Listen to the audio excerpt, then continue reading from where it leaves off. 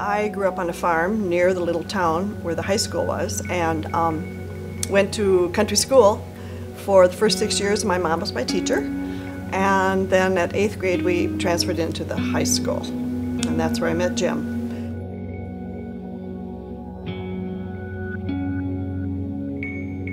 Well, there weren't a lot to choose from. There were 12 girls and 12 boys. That's my line. We found it a luxury to grow up in a small town, because in a small town, everyone has to participate. And there weren't the support systems in a small town that there are in major cities. I remember my mother basically taking meals to elderly people who were alone.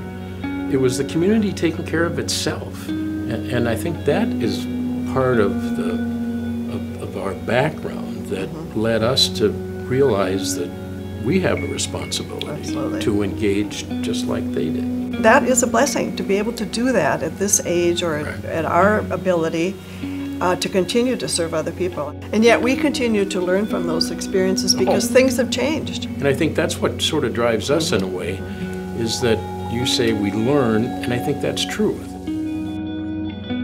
I hear often about the widow's mite, the biblical thing. You know, the widow who didn't have very much at all, but she gave what she had. And I think that makes a community just feel, I think it's a very important part of philanthropy. There's no one more committed to what she just said than she is. Of all the activities we've been involved in over the years, she says exactly the same thing, that it doesn't matter what you give, it's the matter that you do give. And we should celebrate the small gifts absolutely as much as we do the huge gifts. And your commitment to believing that deep in your heart has had huge impact.